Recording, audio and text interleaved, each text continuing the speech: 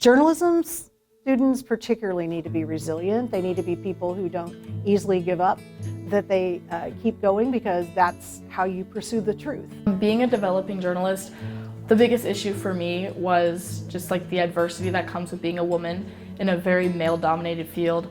I came into sports media and I leaned into it very heavily, but I was the only girl in my first ever sports media class, and that is just like a very scary thing. I think women have had the hardest time breaking through in obvious places like sports, or because they're not seen as people who, sports have been a guy's thing for years, whereas we've seen the rise of women's high school, college, and professional sports, and there are just as many women who love sports as other people. I mean, eventually I overcame it, but I think just being a woman in a field full of men is automatically difficult, especially because they all knew each other going in, and I was kind of at square one, so it was a little bit tough.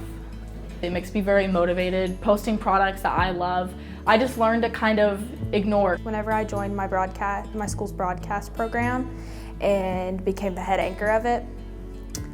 So my hardships with that were a lot of the guys who were filming everybody who was filming was a guy, and they were pretty sexist about women being able to succeed in journalism. We're seeing more women succeed in getting onto the field, being sideline reporters, being anchors for sports television programs, being sports reporters, but it's not, they've had to work to get there.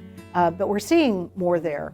I think a lot of people would stereotype women and say, oh, you should just be writing the soft stories. Just the stories that you read for fun, or about features, about lifestyle, about food, about fashion, about family. So a big thing that helped me be able to pursue journalism is kind of taking everything with a grain of salt and not letting other people push me down, because deep down I know that they just do that to make themselves feel better.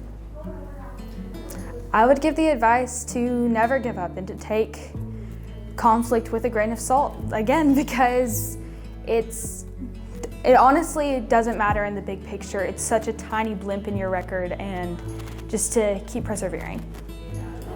I don't want to be too cliche, but usually anytime you overcome a challenge, work through a problem, it actually makes you smarter and stronger for the next time.